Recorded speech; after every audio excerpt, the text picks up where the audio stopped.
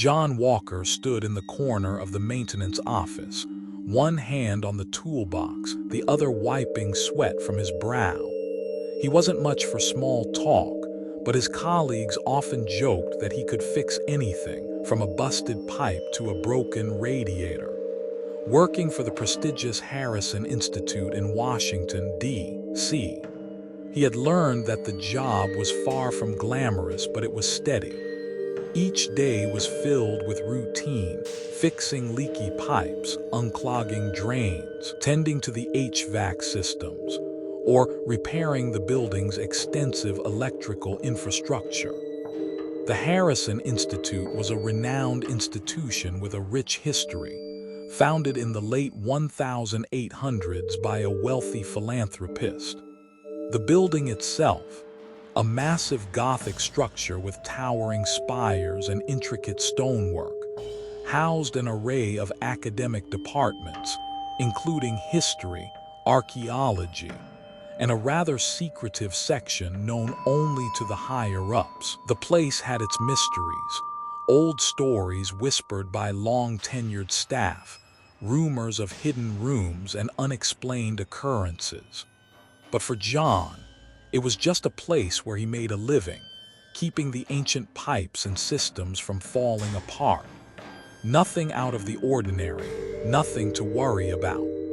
John had been with the Institute for 10 years. He knew the building like the back of his hand, from the hidden alcoves in the library to the underground tunnels that ran below the campus. In the last decade, he had repaired everything: heating systems that malfunctioned in the dead of winter, elevators that refused to move, and the occasional burst pipe that flooded the basement. He took pride in his work. To him, the job wasn't just about fixing things. It was about maintaining a small piece of history, something that meant something to the institution and its reputation. This was his world, structured, predictable, and reliable. The kind of world John enjoyed. He didn't mind the solitude of the underground maintenance hallways, the hum of old machinery, or the quiet hum of the building itself. There was something reassuring about the humdrum of day-to-day maintenance, something that made him feel in control of his environment. It was a Tuesday morning when everything changed. The office was unusually quiet. Most of the staff had already gone about their usual duties. John was just finishing up some routine paperwork when his supervisor, Ted Parker, walked in. Ted was a man in his late 50s, graying hair at the temples, a firm handshake and an even firmer manner. John had worked under him for most of his time at the Institute and had always found Ted to be a no-nonsense guy. They had a solid working relationship, even if Ted often had that distant boss vibe.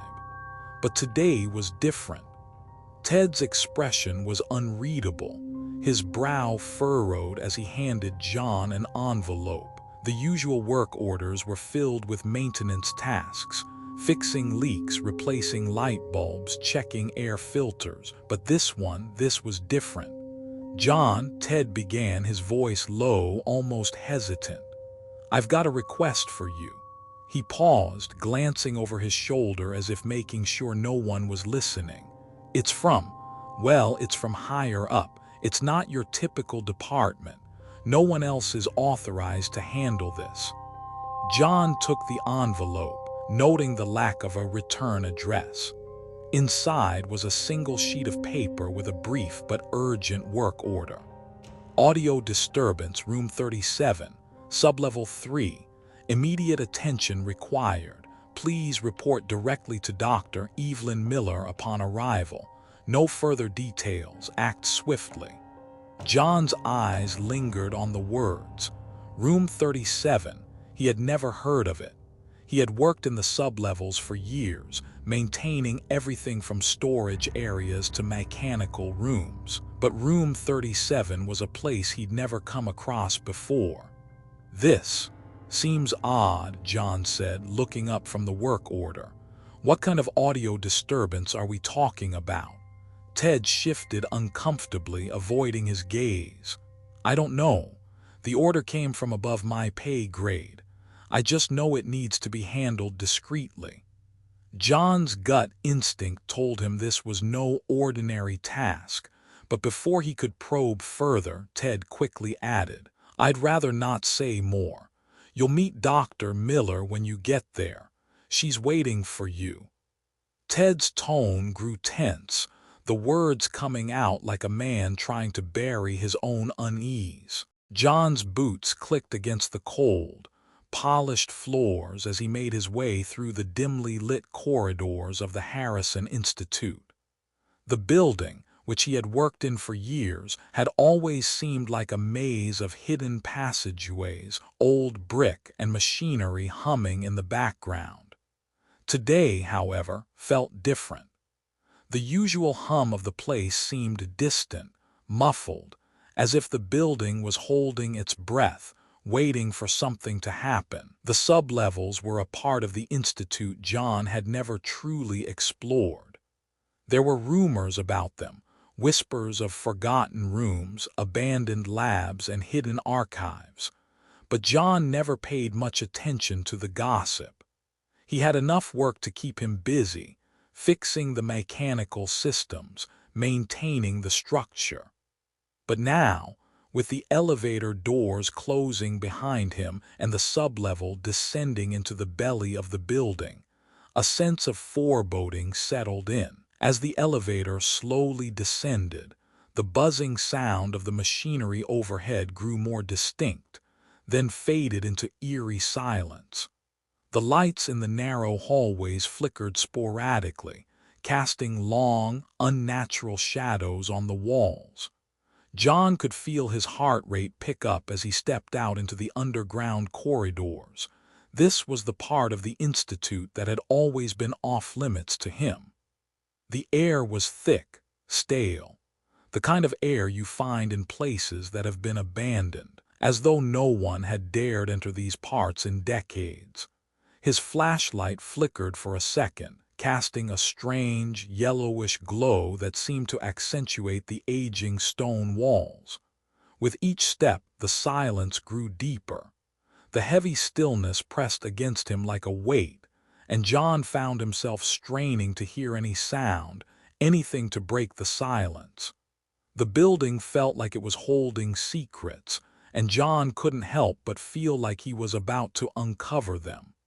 Then, the faintest hum reached his ears. It was subtle at first, like the noise of old machinery in the distance, but it wasn't a sound he was used to. It was low and continuous, but as he continued walking, the hum seemed to grow in intensity. It wasn't coming from the walls or the pipes. It was something else, something outside the normal operations of the building. As he turned a corner, the sound morphed into a whisper, soft at first, like someone speaking just out of earshot. John's footsteps slowed. The whispers didn't sound like words, but something else, something strange. His pulse quickened, and he couldn't help but feel like he was being drawn deeper into the heart of the building, into the unknown. He stopped in his tracks. The whisper was no longer just a murmur, it was now a clear voice. But it wasn't clear enough to understand. It sounded almost human but distorted, muffled, as if the voice was speaking from a great distance or through some thick barrier.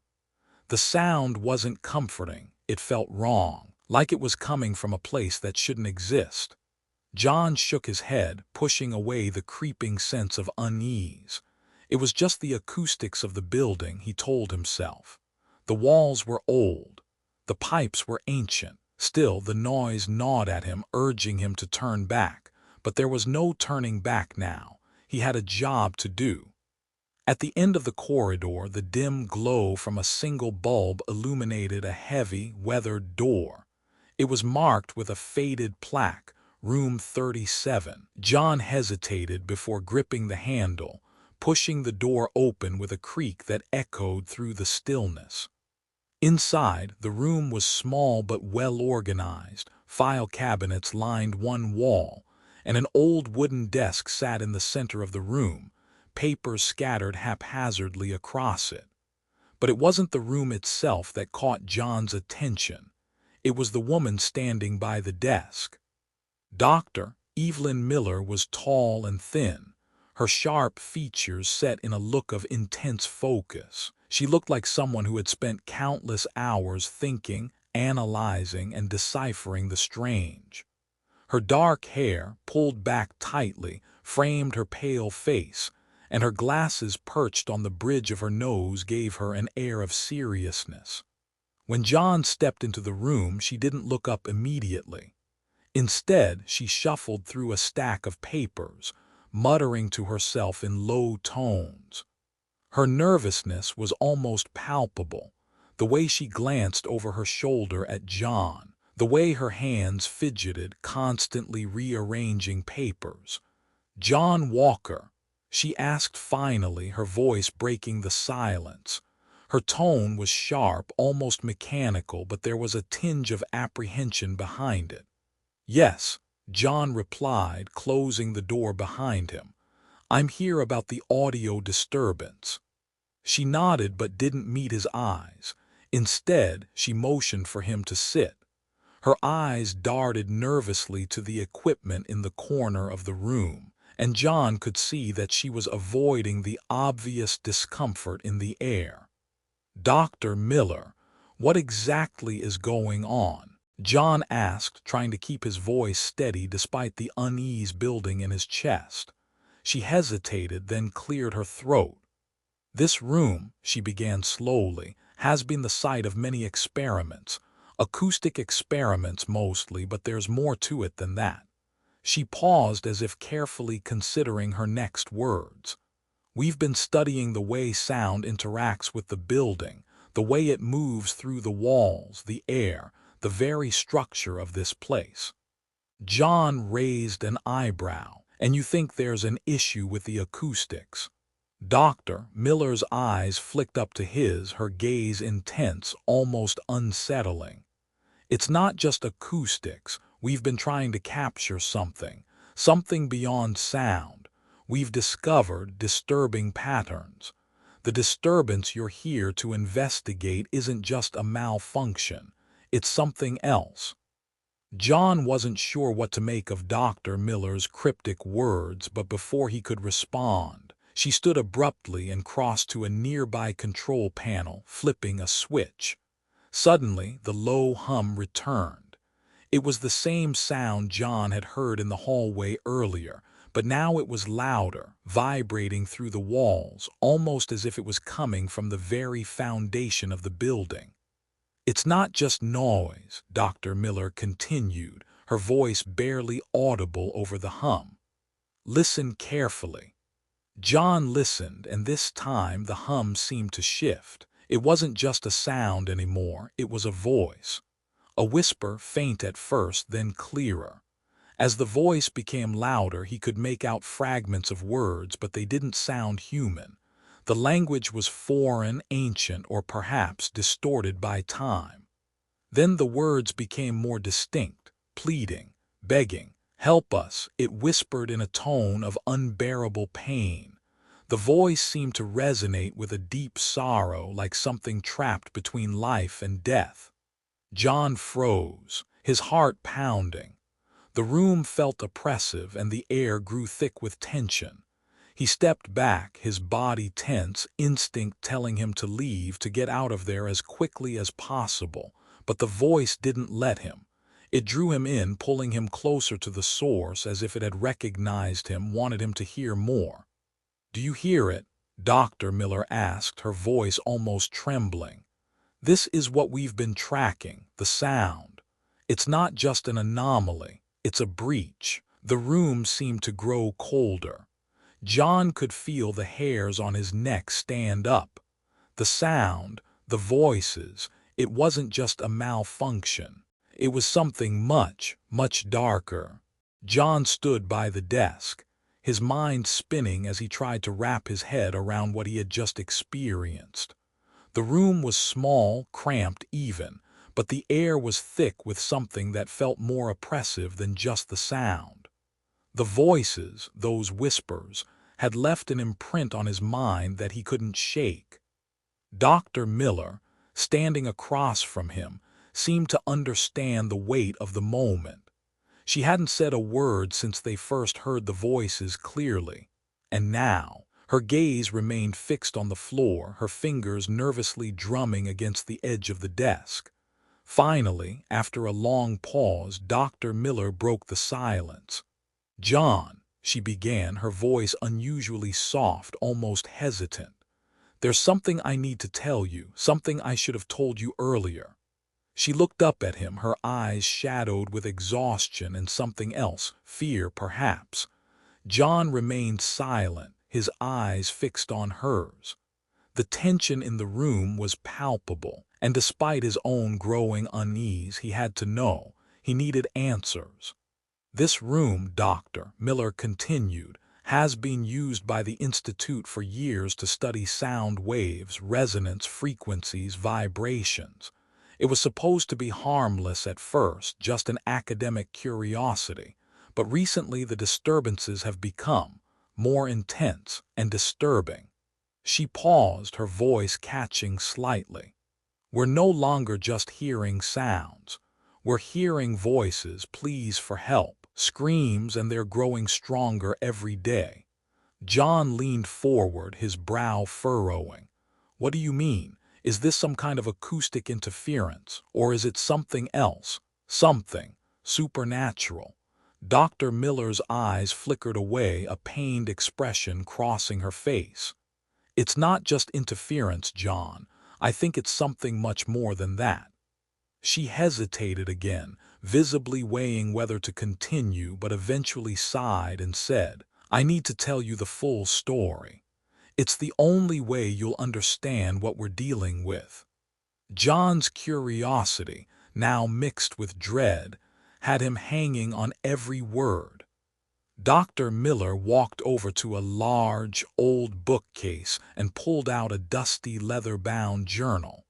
She opened it carefully, her fingers tracing the worn pages before turning it around to show John. The pages were filled with detailed sketches of the building's architecture, but it was the marginal notes in the margins that caught John's attention. Ancient symbols, faded diagrams, and strange references to something dark buried deep beneath the Institute. "Room 37 wasn't always like this," Dr. Miller said, looking at John with a grim expression. "This room was built atop a much older space, an ancient chamber that dates back to the 18th century. It wasn't part of the original plans for the Institute. It was added later during the founding of this building, and its purpose was much more sinister." John stepped closer, scanning the pages in the journal. Some of the sketches appeared to show old rituals, symbols that seemed familiar though he couldn't place them. He noticed a diagram of what looked like a portal, drawn with meticulous care. "Rituals?" he asked, trying to make sense of what she was saying. "What kind of rituals?" Dr. Miller closed the book, her eyes distant as she recalled the history. The original room, what would eventually become Room 37, was used for rituals of communication, but not with the living. This place was designed to open a gateway, a connection to something beyond, something darker. It's said that the people who built this room were searching for knowledge, forbidden knowledge, and they believed they could communicate with the dead. John could hardly breathe. The thought of an ancient chamber, sealed away and forgotten, had already shaken him. But this, communication with the dead, he had heard rumors over the years of hidden knowledge in the Institute's archives, texts and artifacts that were not meant to be discovered, but he never thought they were real. Dr. Miller continued, her voice taking on a tone of quiet urgency. "The ritual they conducted here wasn't just about speaking to spirits. They believed they could access a higher realm of understanding, a place between life and death, where they could learn the true nature of existence. Some of them even claimed to hear the voices of those who were neither living nor dead. John felt a shiver run down his spine as Dr. Miller spoke. The words she was saying were almost too much to absorb in one sitting, but they were making sense in a twisted way. The voices, the hum, the whispers he had heard in the room weren't just a glitch in the system. They were something more, something that had been lurking beneath the surface for years. Do you mean to say that this whole room, this entire experiment, is based on contacting the afterlife? John asked, trying to digest the magnitude of the revelation. You're telling me that the Institute has been studying the dead? Dr. Miller nodded, her face pale. Yes, and more than that. The Institute was never just about academic research, John. It was always about power, access to things that the living shouldn't be able to touch. He paused and let the weight of her words settle in the room. She walked over to a map of the Institute on the wall, where various sections were marked with dates and notes. For decades, the building's sublevels were used to study esoteric subjects. The afterlife, the nature of souls, the boundaries between life and death. This room, she said, pointing to the area where room 37 now stood, was meant to be the final link, the place where the living could communicate with the dead. But something went wrong, and now, the voices are not just communicating, they're trying to cross over. John's stomach churned as he processed the full implication of what Dr. Miller had just said. They weren't just hearing echoes of the past. These voices were active, and worse, they wanted something. The voices in the room, Dr. Miller whispered, are not just spirits. They are souls trapped in limbo, caught between the realms of the living and the dead, and they're trying to break free. John felt the room grow colder, a thick tension rising around him. He had only wanted to fix a simple problem, an audio disturbance. But now it seemed as if he had opened a door to something much, much worse. You've heard them, haven't you? Dr. Miller asked, her voice almost a whisper. The pleas for help, the calls to release them. John nodded, his thoughts racing. I heard them. They don't sound like normal voices. It's like they're trapped in something, in a place they can't escape from. They want out. Dr. Miller closed her eyes, her face drawn. That's exactly it. And the worst part is that they're starting to break free. They're getting stronger. And if we don't stop them, if we don't seal this room again. The words hung in the air. The gravity of what Dr. Miller was saying was clear, and John realized that this was far more than a simple maintenance issue. This wasn't just a room with a broken sound system. This was a place that had been holding back forces beyond their comprehension. John hadn't expected the room to affect him so quickly. At first, it was just faint whispers, so soft he thought it was the hum of the old pipes, or maybe the wind cutting through the walls. But something about it felt wrong, like it wasn't just sound, but something much more insidious, something that could touch the mind. The first time he heard them clearly was in the middle of the night, while he was alone in the maintenance office, reviewing the strange reports Dr. Miller had left him. His fingers trembled as he scrolled through the pages, ancient rituals, esoteric symbols, and references to what sounded like forbidden knowledge. He hadn't wanted to believe it at first, but the more he read, the more certain he became. The voices in room 37 weren't just figments of his imagination. It started as a soft murmur. He thought he'd imagined it at first, a low static hum that seemed to vibrate through the walls of the office. But as he paused, staring at the pages in front of him, the sound became clearer. "Help us," a voice whispered. It was faint, almost indistinguishable, as if heard through thick glass, but it was there, no mistake about it. John froze, his heart skipping a beat. He glanced nervously around the room, half expecting someone to appear behind him, but there was no one. Just the humming sound. And then again another voice. "Get us out," it pleaded. A chill crawled up John's spine and his hands clenched into fists. He stood up abruptly, the chair scraping across the floor. "Help us, John." The voice was clearer now, more insistent, as if it were reaching directly into his mind, calling to him. The words were unmistakable. His name. He could no longer deny it. He rushed out of the office, feeling the walls close in around him.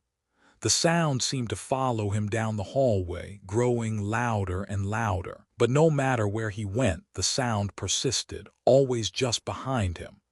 It echoed in his ears, lingering in his thoughts, as if the voices weren't just a product of the building's acoustics, but something more, something that was now personal. They knew his name and they wanted him. As the days passed, the whispers didn't stop. They intensified. Every time John entered room 37, the voices grew clearer. They began to speak directly to him, addressing him by name, urging him to do things he couldn't understand. "John, help us." The voices didn't just beg anymore, they demanded. "You're the only one who can hear us." Each time the voices spoke, John felt something pull at him, a force dragging him closer to the room. He couldn't explain it, but it was as though the room itself was calling to him, urging him to stay longer, listen more closely, and eventually understand. The more he heard, the more unsettling it became. The voices were not just whispering now, they were screaming, their tones rising and falling in an endless cacophony of despair. He could hear sobbing, muffled cries, and then, occasionally, sharp laughter. It sounded like the voices were trapped, stuck somewhere between worlds, and they needed him to free them. John began to dread going back to room 37, but the fear wasn't just about the room. It was the voices. They were in his head, pulling him deeper into their world. Every time he closed his eyes, he could hear them. Every time he opened his eyes, he saw shadows shift, moving just outside his line of sight. His reality was beginning to blur, the boundaries between the living and the dead growing thinner and thinner. It started slowly, just a creak of the floorboards behind him, a fleeting footstep that he might have dismissed as nothing. But as the days wore on, the sounds became more distinct, more real. John had always been able to hear the noises of the building, but this was different. These footsteps seemed to follow him. One evening, as he was walking down the dark corridor towards the maintenance storage, he felt a sudden pressure on his chest. He stopped, his breath catching in his throat as the sound of footsteps echoed behind him. He turned, his eyes scanning the dark hallway. But the hallway was empty, there was no one there. John's pulse quickened, a prickle of dread creeping up his spine. He forced himself to continue walking, but the footsteps followed him, just out of sync with his own. It was as though someone or something was walking behind him, mirroring his every movement, and each time he turned a corner, the sound seemed to come closer until it was right behind him.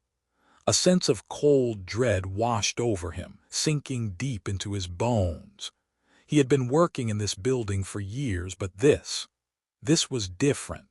The sound was no longer just an echo, it was real. Someone or something was following him. John stopped in his tracks, turning to look down the corridor. The overhead lights flickered, casting long, exaggerated shadows. The silence that followed felt like a weight on his chest. He couldn't move, couldn't breathe, as if the air had thickened around him. And then footsteps again. Closer this time. John bolted. He didn't look back, just ran down the dark hall, feeling the cold air rush past him, his heart pounding in his chest. When he reached the stairwell, he slammed open the door and rushed into the next level. desperate to put as much space between himself and the growing sense of dread that seemed to press in on him. But as he stood there, gasping for air, trying to make sense of what had just happened, he felt it, the unmistakable feeling of someone watching him. His head snapped up to look around the empty stairwell, but there was no one. No footsteps, no whispers, just the heavy silence. The fear, however, hadn't left. It lingered, a gnawing dread that grew stronger every day. The voices, the footsteps, the cold presence, it was all starting to eat away at his mind. John began to question his sanity. He wasn't sure if the things he was hearing and seeing were real, or if the room itself was starting to warp his mind. Was he losing his grip on reality? Or was something else, something far more sinister, truly happening within the walls of this building?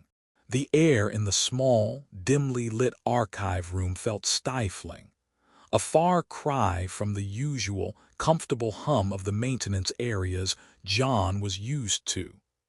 Surrounded by old books, yellowing paper, and forgotten artifacts, John and Dr. Miller had spent the better part of the afternoon digging through centuries-old journals and diaries, trying to piece together the true history of Room 37. They hadn't found much at first, just fragmented references to the room in scattered documents, some more vague than others.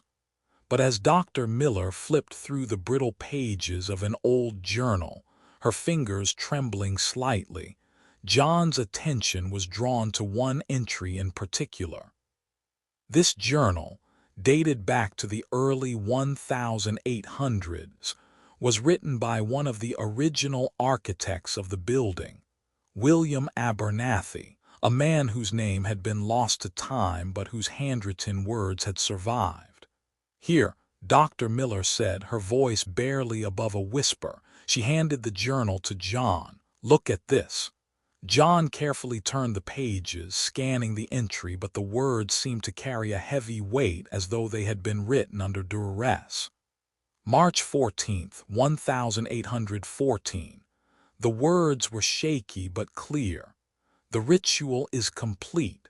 The doorway has been opened. We have made contact. The voices are calling from beyond. I hear them now clearly as if they are standing right beside me. I have seen the faces of the lost souls, those who have passed beyond death's grasp. They beg for release. But I fear that we have done something we cannot undo. The voices came. We cannot close it. The door is now open and something darker has slipped through." John's eyes widened. He looked up at Dr. Miller. "This can't be real," he muttered. "You're telling me this whole thing was part of some kind of ritual?" Dr. Miller nodded slowly. "Yes, it's clear now. They opened a portal of sorts, but they couldn't control what they had unleashed." John's mind raced, his thoughts colliding with the weight of the journal's words. The voices came. We cannot close it. What did that mean? Had the voices always been there, or had something far darker entered the room? And if the ritual had failed, what had the people behind it unleashed?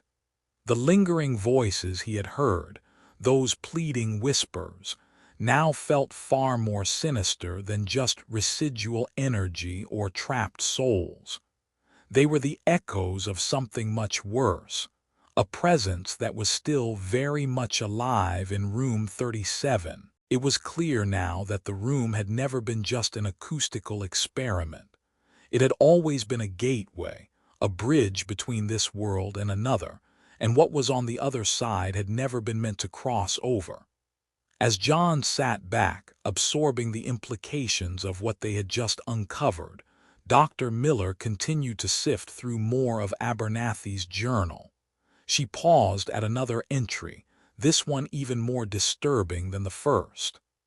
April 2nd, 1814. The writing was frantic, a sharp contrast to the more methodical tone of earlier entries. Asterisk, the voices have changed. No longer do they plead for release, they demand it. They speak of things we cannot comprehend, of places that lie beyond the reaches of light. We have awakened something ancient, something terrible. There are whispers among the others. Some claim that we have not merely opened a door to the dead, but to hell itself. It cannot be true. It cannot. But I hear them still, calling from below, and I know we have made a terrible mistake. Dr. Miller's hands trembled as she set the journal down. Hell, she whispered. Could it be? John shook his head, his stomach turning. You think the room connects to hell? The thought was too absurd, yet the evidence was there, staring him in the face. The strange disturbances, the voices growing louder, more frantic, the disembodied whispers that seemed to call directly to him. It all added up. I don't know, Dr. Miller murmured, her voice almost fragile. But the more I dig into this, the more I think that this is no ordinary ghost story. This room was built on something much older, something that predates the institution's founding, something that's been here far longer than we can understand.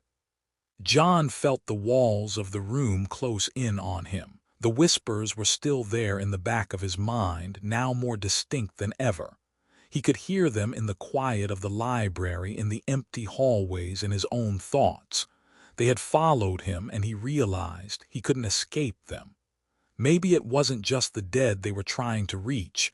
Dr. Miller continued, her voice trembling. Maybe they were reaching for something else, something darker. She swallowed hard, as though the weight of her words threatened to crush her. I think they may have opened a portal to hell, John, and now it's trying to break through. John's chest tightened. The building felt alive with malice, the hum of the room growing louder, more insistent. It was as if the very walls were pushing against him, urging him to leave, to run. But the voices, they wouldn't let him. He could feel them calling to him. We're trapped, John muttered, more to himself than to Dr. Miller. We're all trapped. Dr. Miller seemed to snap out of her reverie, her eyes meeting John's with a sharp intensity. I think they are not just whispers anymore, she said. They're tormented souls, souls caught between worlds, neither alive nor dead, trapped here by the ritual Abernathy and his team started. They're trapped, John. But they're not just asking for help, they're hunting for something. John's mind swirled. Trapped souls, eternally suffering, pulling him into their world with every whisper.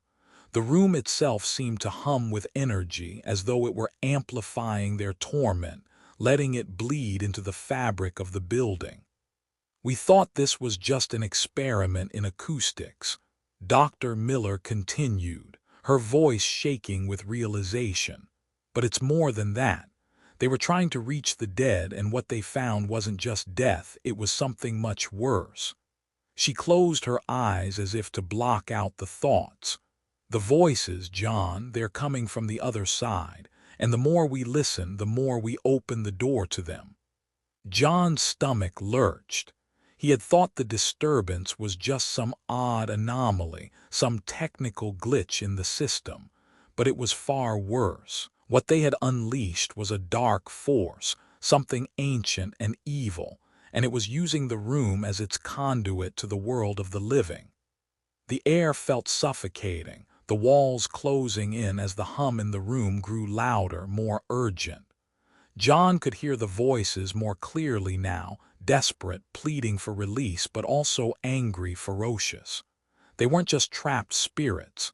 They were creatures, things that shouldn't exist. John knew deep down that if they didn't stop this, the room wouldn't just be a place of sound. It would become a gateway to something worse, a place of suffering that would leak into the world. Hell itself. The more time John spent near room 37, the more he could feel its power, something that pressed against him like a suffocating force. It wasn't just the oppressive silence or the eerie hum of the voices that disturbed him now. It was something physical, something he couldn't ignore. At first, it was subtle. His eyes would feel heavier than usual, as though an invisible weight was pressing down on him.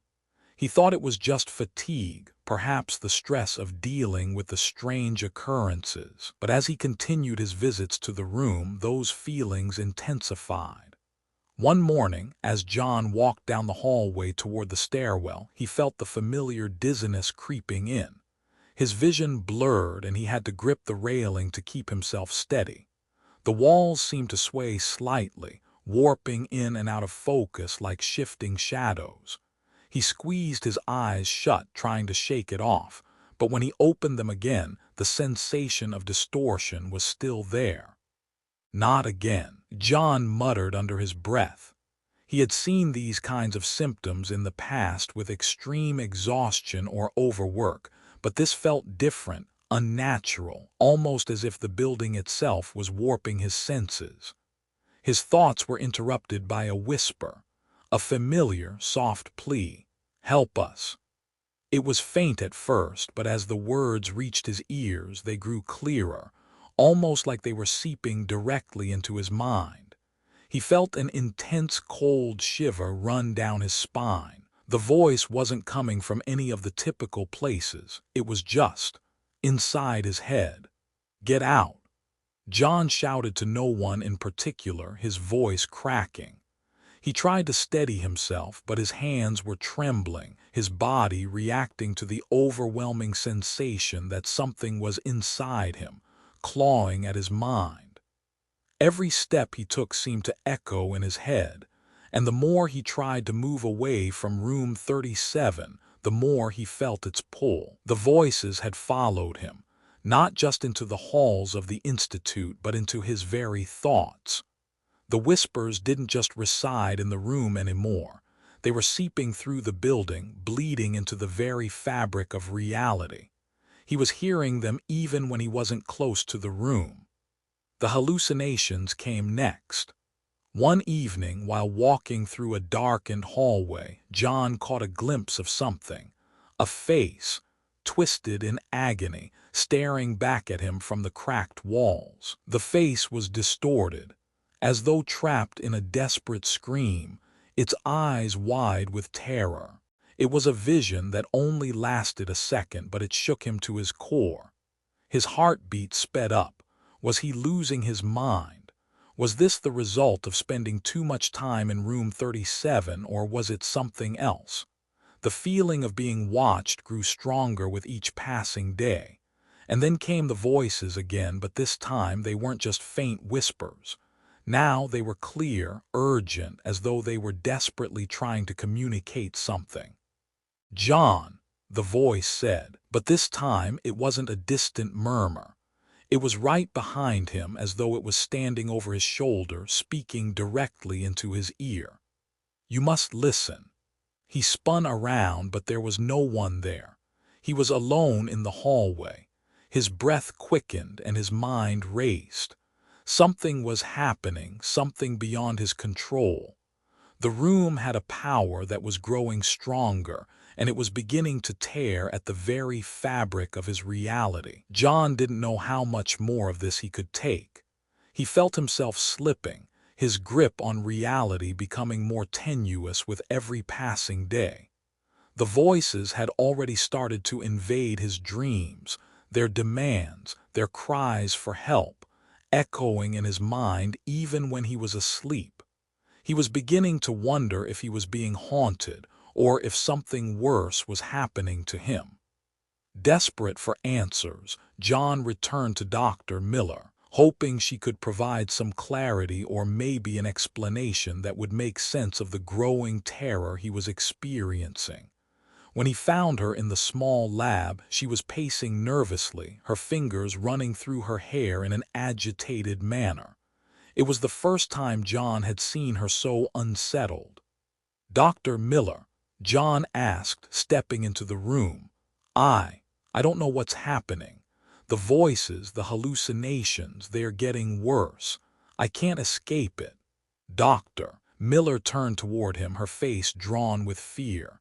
She paused, her lips trembling as she spoke. "John, the situation has escalated." Her voice was low, almost a whisper. "The voices, they're growing stronger. They're bleeding through into other parts of the building. I've seen it, heard it." John's heart sank. He had suspected as much, but hearing it out loud made it real in a way he couldn't deny. "What do you mean, bleeding through?" John asked, his voice hoarse. "Are you telling me they are getting out?" Dr. Miller nodded grimly. "Yes. The room 37, it was always more than just a room. It was a portal, a doorway, and now it's been cracked open. Whatever force is behind those voices, it's growing stronger, and it's leaking into the rest of the building." John's chest tightened. "But why? Why now?" "The research," Dr. Miller explained. "We've crossed a line. The rituals we've been trying to perform, the experiments, they weren't just about sound. They were about contacting the beyond, yes, but they were also about harnessing whatever power was on the other side. The room is a conduit, but now it's become a threat." John felt his mind racing. Everything they had done, everything he had witnessed, was part of a much larger scheme than he could ever have imagined. The room wasn't just a scientific experiment. It was a dangerous game that had opened a gate to something far worse. Dr. Miller's voice grew quieter, almost pleading. "We didn't realize the consequences. We didn't understand what we were dealing with. The voices, they're not just calling out. They're trying to escape. The barrier between our world and theirs is weakening, John. And if we don't stop this, if we don't seal it back up, they will come through." John's blood ran cold. He could feel the weight of her words pressing on him. There was no turning back now. Whatever they had unleashed, it was out of their control. "How do we stop it?" John asked, his voice barely a whisper. Dr. Miller's face was pale, her expression grim. "I don't know. We can't close the portal completely, not anymore. But there's one thing we can try. A final attempt to seal the room, to stop the voices from breaking through completely. But it's dangerous, and it might not work." John swallowed hard, the weight of the decision hanging over him. "What do we need to do?"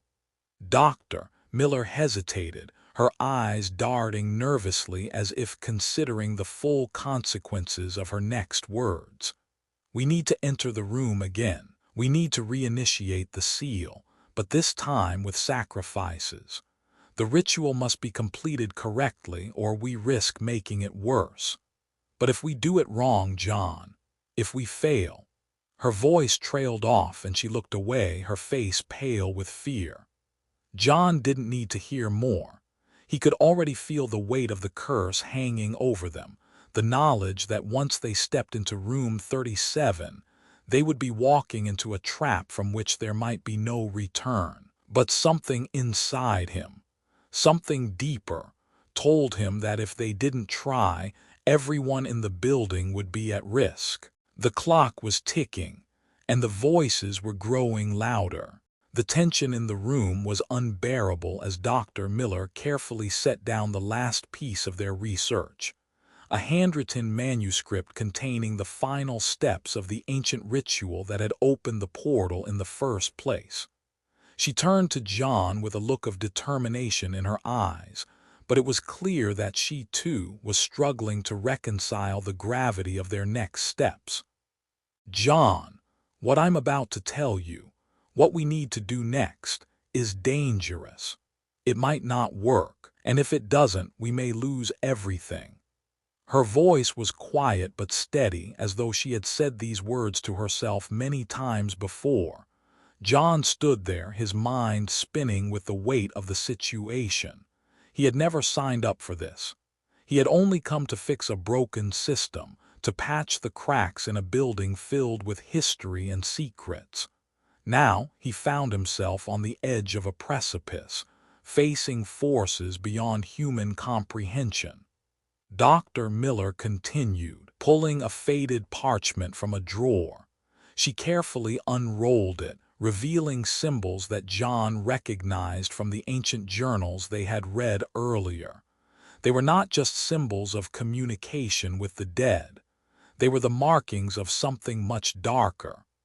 "This is the seal," Dr. Miller explained, tracing the intricate patterns with her finger.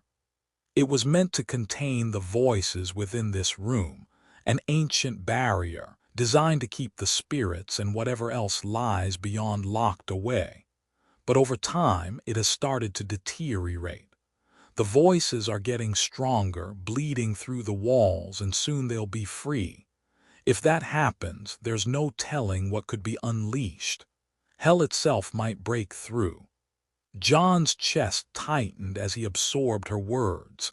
He had already heard the voices, pleading, desperate, and growing louder with each passing day. But to think that they were connected to something beyond death, something that had been deliberately kept locked away for centuries, was almost too much to comprehend. "So, what do we need to do?"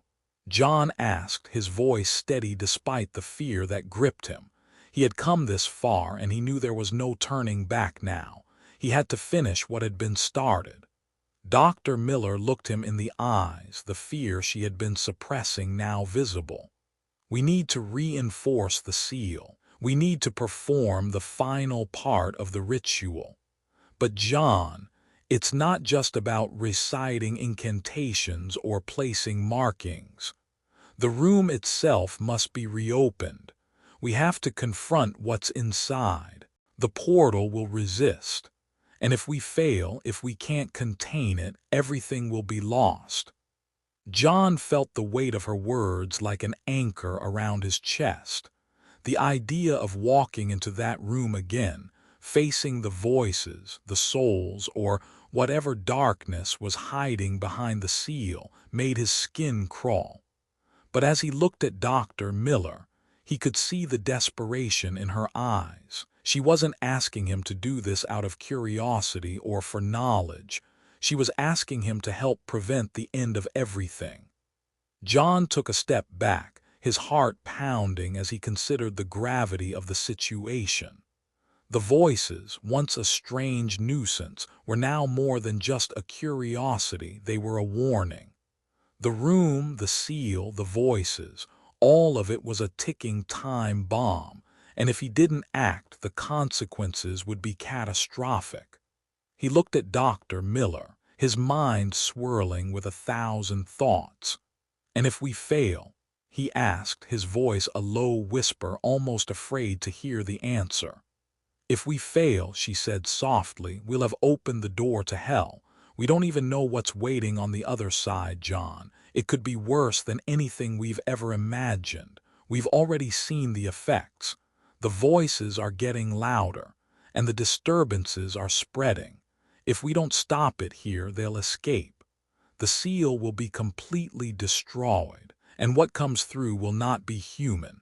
It will be something else, something ancient, something hungry."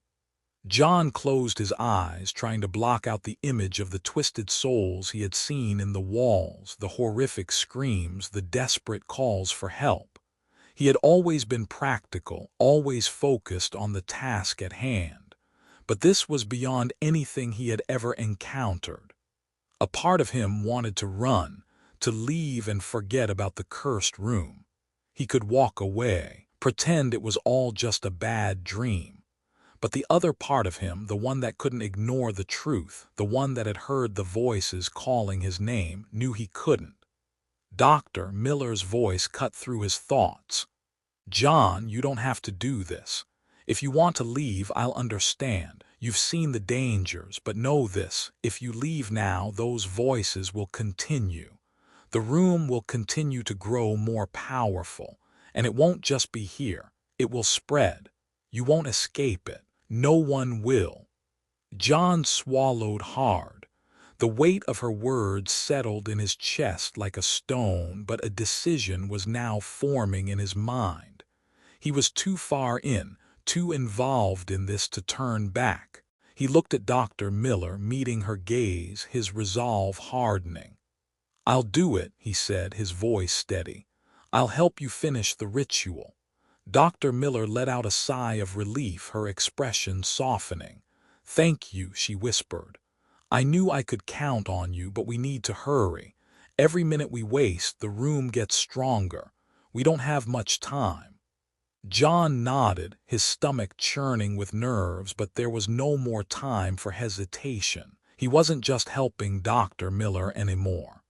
This was his fight, too. As they gathered the materials they would need, candles, the ancient parchment with the incantations, the salt and iron for the protection, they both knew that this would be their final chance to stop what had been started all those years ago. If they couldn't seal the portal, there would be no escape. The curse would be fully unleashed, and everything would be consumed by whatever lay beyond. As John spent more time in room 37, he began to notice a strange shift in his perception. It started with small, subtle signs, the feeling of being watched, even when no one was around. At first, he tried to dismiss it as nerves, a side effect of the stress and the long hours he had been putting in. But the more he ignored it, the more intense the sensation became. One evening, as he was checking the equipment near the far corner of the room, John caught a glimpse of movement, just a flicker in the corner of his eye. When he turned to look, there was nothing there. The shadows seemed to shift on their own, stretching and writhing as if the very fabric of the room was alive. He blinked, rubbed his eyes, and then continued with his work, trying to brush it off. But the sensation of being watched didn't go away. It only grew stronger. The next time it happened, John was sitting alone in the maintenance room, surrounded by stacks of paperwork. His eyes kept drifting back to the corner of the room where the shadows seemed deeper than the rest of the room. A soft rustle broke the silence. John's heart skipped a beat, his breath catching in his throat. He stood up quickly, walking over to the corner and inspecting it, but there was nothing, just empty space. It wasn't just his imagination anymore. There were figures in the shadows, human shapes just out of reach, flickering at the edges of his vision. Whenever he looked directly at them, they would disappear. The whispers began to follow him again, the voices growing more urgent, more distinct. He could hear words now. "John, come closer." It was as though they were calling him, urging him to step into the darkness. He felt the pressure building inside his chest, an invisible weight that was making it harder to breathe. The line between what was real and what was not was blurring, and John began to fear that he was losing his grip on sanity. Was he imagining all of this, or was something truly watching him? The more time he spent in the room, the stronger these sensations became. It was as though the room was feeding off his fear, drawing him deeper into its grip. Every night, the whispers grew louder, more insistent. The shadows seemed to reach out toward him, tearing at the edges of his mind, and soon he couldn't escape the feeling that the unseen forces were closing in on him. It was clear to John that the room, and the darkness it contained, was affecting him in ways he couldn't explain. He needed to understand more. He needed to dig deeper into its past. John and Dr. Miller spent the next few days combing through every piece of research they could find. Old journals, research papers, even the founding documents of the Institute. It was then that they uncovered more about the room's sinister origins. They discovered that room 37 had been built over an ancient site, one that had been in use long before the Institute's foundation. The land had once been sacred, a place where rituals were performed to connect the living with the dead. The room itself, though seemingly modern in construction, was designed to house an ancient ritual chamber, a portal, not just for communicating with the dead, but for summoning something else. Dr. Miller found a particularly disturbing entry in the journal of a long-dead researcher, Dr. Horace Fielding, a pioneer in paranormal studies who had once worked at the Institute. Fielding's notes revealed something that made John's blood run cold. The room is alive. The force we've unleashed here cannot be contained. It speaks in riddles, shifting shapes that torment our minds. At first, it was just whispers. Then it grew. The voices bled into our world, begging for release. There is no escape now. Once the voices are in your head, they never leave. Dr. Miller looked up from the journal, her face pale. This is what we're dealing with, John. The voices, they've been growing for years, feeding on the energy of anyone who steps inside this room. We're not dealing with echoes of the dead. We're dealing with something alive, something that has been trapped for centuries. John felt a cold shiver run down his spine. He had heard the voices pleading, calling his name, but hearing it confirmed in Dr. Fielding's journal that something was trapped in the room, something alive, made his stomach churn. What had they unleashed? John couldn't shake the image of the twisted faces he had seen in the shadows. The screams and whispers were no longer just figments of his imagination. They were real, and they were coming from within the room. But what exactly was he dealing with? As they continued to sift through the research, Dr. Miller grew more uneasy. John, I don't think we're dealing with just a communication portal. This isn't a place to talk to the dead, it's something much darker. John looked at her, confusion flickering in his eyes. What do you mean? Dr. Miller hesitated, clearly wrestling with her own fears. I think the room is a gate, a bridge to something beyond this world. The voices, they aren't just the souls of the dead.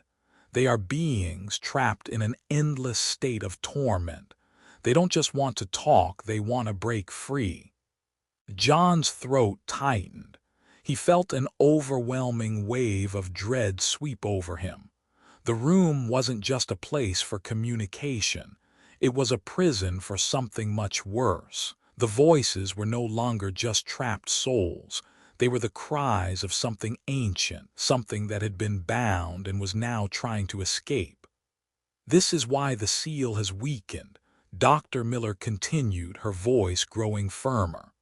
The room was built to contain the voices, yes, but what they really are, they're not dead. They've never been dead. They are something much darker, something alive, and the room was only ever meant to hold them back for so long. John felt the weight of the truth crushing him. You think they are alive then? He whispered, his voice barely audible.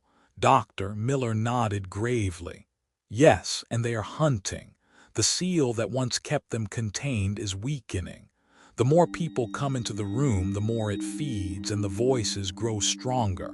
They aren't just trapped anymore. They're reaching for the surface, for the living world. John's heart pounded in his chest as he processed her words. The true nature of the room had been far more horrifying than he could have imagined.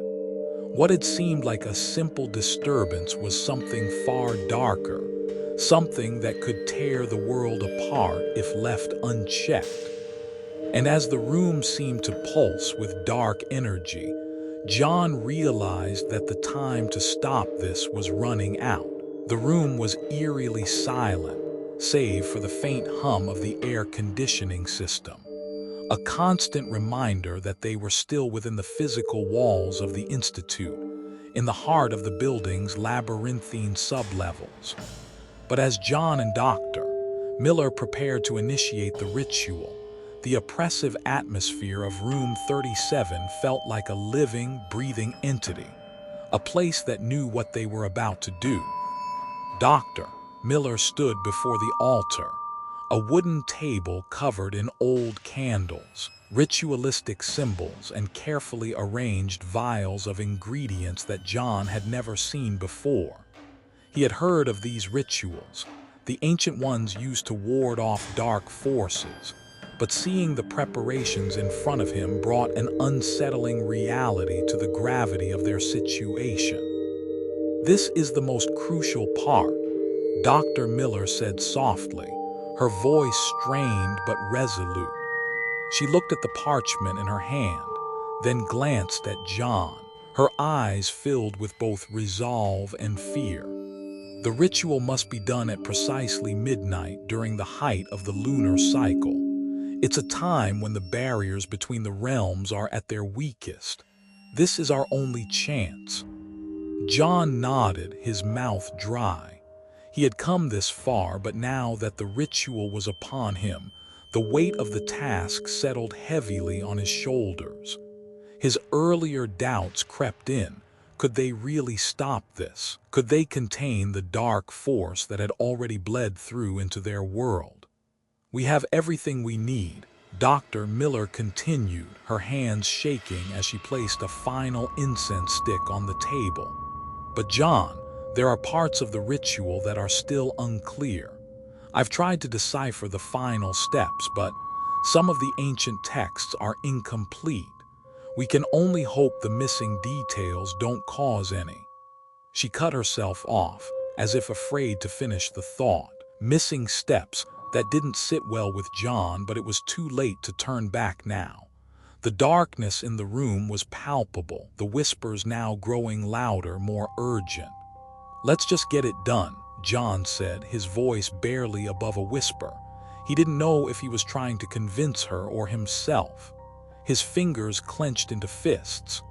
Dr. Miller nodded in agreement, the faintest trace of fear in her eyes, but there was no turning back now. As the ritual began, everything about the room shifted. The air grew thicker, pressing down on John's chest like a heavy weight. The once cold, stale atmosphere was now filled with a strange warmth, an unnatural heat that seemed to radiate from the walls themselves. The faint hum that had once been distant and vague was now vibrating through the floorboards, shaking the very foundation of the room. The voices, those faint, pleading whispers, grew louder, more frantic. John glanced at Dr. Miller. She appeared calm, but there was a tightness around her eyes, a flicker of uncertainty as she poured the contents of a small vial into a bowl of salt. The incantation she muttered under her breath barely registered in John's mind. His focus was drawn to the intensity of the atmosphere, the overwhelming sense that the room was alive, aware of what they were trying to do. As they performed each step, John felt as though the walls were closing in around him. The voices were growing, rising in volume until they almost drowned out the words Dr. Miller was speaking. It was as though the room itself was reacting to their presence, to the ritual they were performing. John couldn't shake the feeling that they weren't alone anymore. There was movement in the shadows, flickers of figures just beyond his peripheral vision, always just out of reach. His heart raced, and he found himself gripping the table harder than necessary. Then, as the ritual reached its most crucial step, something shifted, and not in a way that felt like success. A pressure built in the room, a crackling energy in the air that almost made his skin tingle. The voices, now louder, more urgent, rose to an unbearable crescendo as though they were screaming directly into his mind.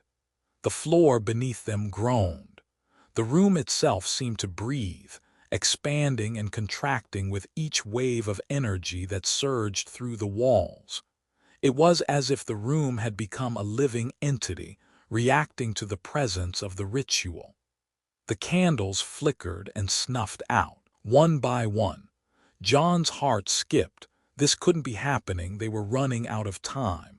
He glanced at Dr. Miller, her face pale, the ritual parchment trembling in her hands. "It's not working," John shouted over the rising cacophony of voices. "The seal is, it's not holding." He could feel his mind starting to unravel as the voices in his head grew louder, more distinct. They were inside him now, pleading, demanding. Doctor Miller's voice was barely audible above the noise. "We have to finish it, John. We have to." But before she could finish, the entire room shuddered. The air grew thick, like it was pressing in from all sides, and the temperature soared to an unbearable heat. It was as if the very walls of the room were trying to tear apart, struggling against the ritual's intentions. Then, with a sudden crack, a dark presence manifested in the room, far more powerful than John had ever imagined. It was as though the very air became tainted with something that didn't belong. The shadows that had been lurking at the edges of his vision began to converge in the center of the room. The temperature soared to unbearable levels, and John felt a burning sensation crawl across his skin, as if he were being scorched from the inside out. He gasped for air, but the suffocating heat seemed to block his lungs, making it impossible to breathe. The voices, once whispers, became louder. Their tone was now filled with rage, desperation, and something else, malice. "You will fail." The words came from all directions, echoing in his mind, inside his ears, and directly in his face. The voices had become physical, pressing against him like invisible hands, suffocating, choking, as if they were trying to drag him down. John staggered backward, his knees nearly giving out. He couldn't make sense of the chaos. The walls were vibrating violently, and the air was thick with a dark presence that seemed to pour from the very walls of room 37. It wasn't just the voices anymore. It was something else, something alive, something that had been waiting for this moment for centuries. "Doctor!" Miller screamed, her voice drowned out by the growing cacophony of voices. The room's power had shifted. What they had tried to seal had broken free, and they were no longer in control. The darkness was here, and it wasn't going to let them stop it. John's thoughts scattered as the room seemed to warp around him, the shadows swirling into shapes that shouldn't exist. A figure stepped forward from the darkness, its form indistinct but growing solid, its presence towering and overpowering. "You should have never opened the door, John." John tried to speak, but no words came out. The presence, the entity, was standing right in front of him now, its form becoming clearer with each passing second. It was taller than any man, its eyes burning with anger and hunger. The voices behind it rose to a deafening scream, and in that moment John knew that the room had become their domain. They weren't just listening to the voices. The voices were listening to them. John felt his mind start to collapse. The room, the power, the entity, all of it was closing in on him. There was no escape anymore. He had opened the door to something ancient, and now it had come through. John's pulse raced as the ritual reached its climax. Sweat beaded on his forehead, his hands trembling as he clutched the ancient parchment in one hand and the candle in the other. The voices had reached an almost deafening crescendo, swirling around him, tugging at his mind, seeping into his thoughts like a poisonous mist. It was impossible to focus. The air was thick, dense, and suffocating. His chest felt like it was caving in. Dr. Miller, too, looked overwhelmed, her face pale, her hands shaky as she recited the final incantations. But despite their best efforts, despite their desperate attempt to reinforce the seal, nothing seemed to be working. The room was no longer a place of quiet ritual. It had become a battlefield with the dark forces pressing against them from all sides.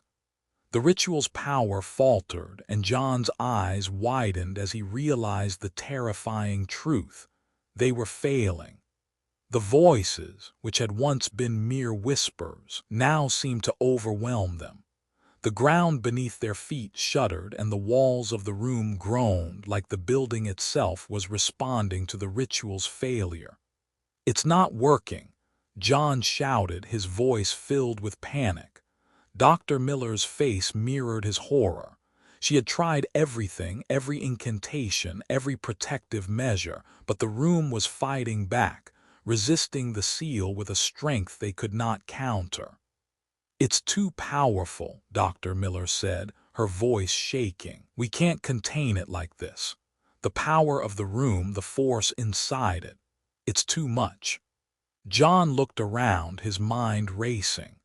The walls of the room seemed to be distorting, as though reality itself was beginning to warp. He reached out, his fingertips grazing the air, but it felt like there was a tangible energy pulling him in, a force stronger than anything he had ever felt.